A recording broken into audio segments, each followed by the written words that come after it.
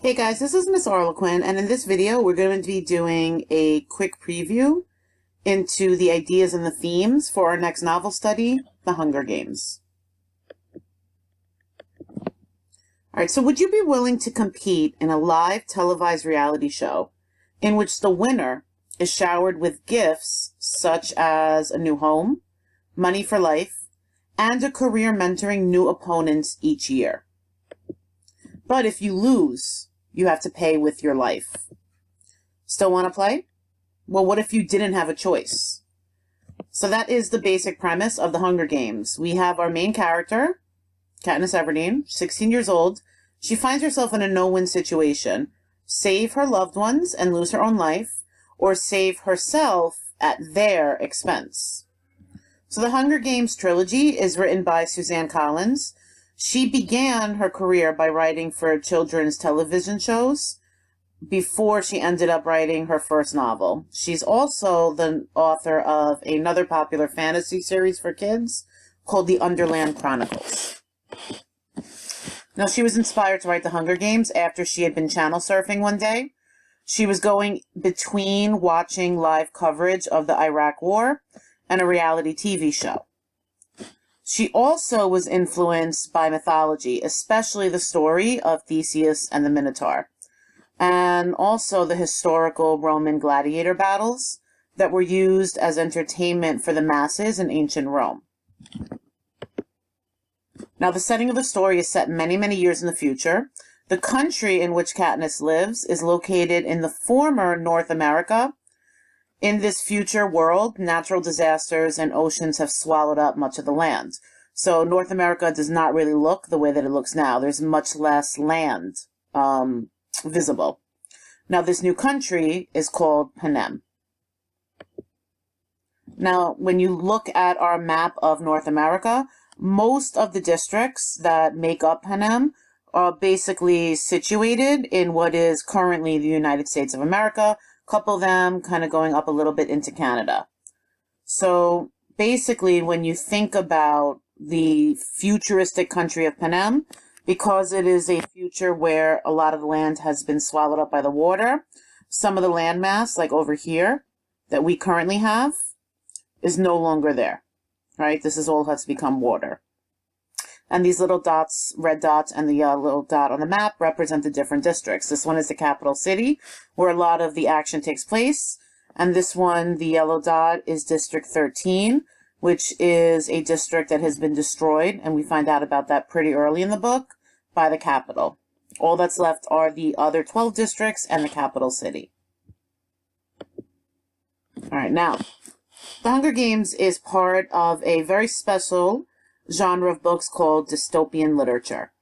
A dystopia is a fictional society characterized by human misery, oppression, disease, and overcrowding. Dystopia is basically the opposite of a utopian world. Usually in a dystopia, the government is a totalitarian government, which is one that exercises control over the freedoms of others.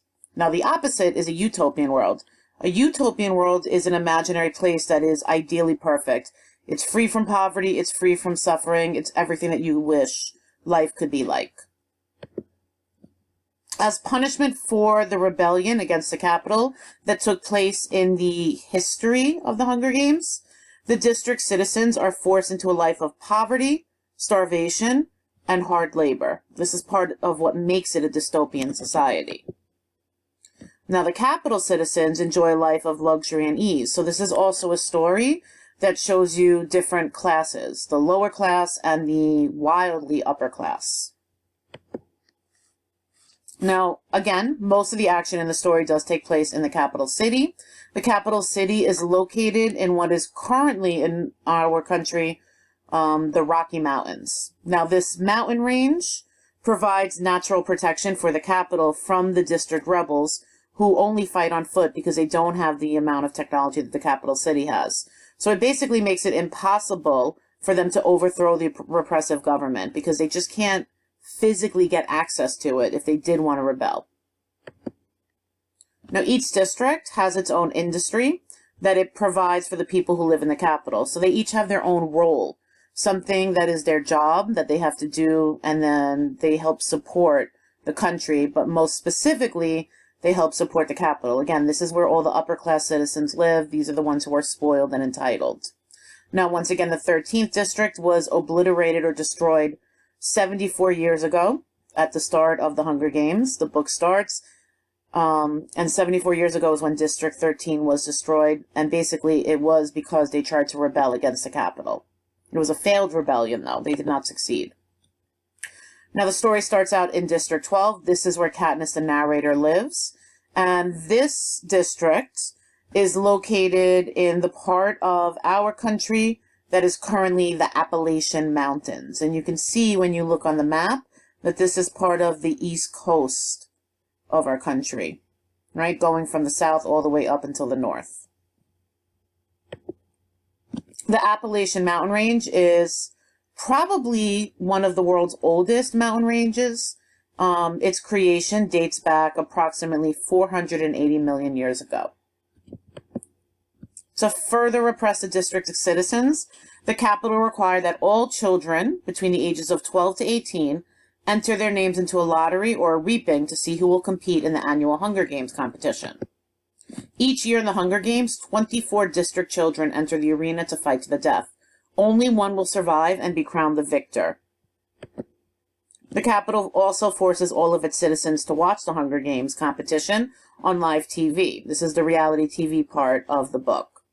Now, this was created by the capital to remind the district citizens of their past wrongs. Watching their children die in the district is the citizens' repentance, or their punishment, really, for the rebellion. Every district child aged 12 to 18 must enter their name into the reaping. They have no choice. It is mandatory.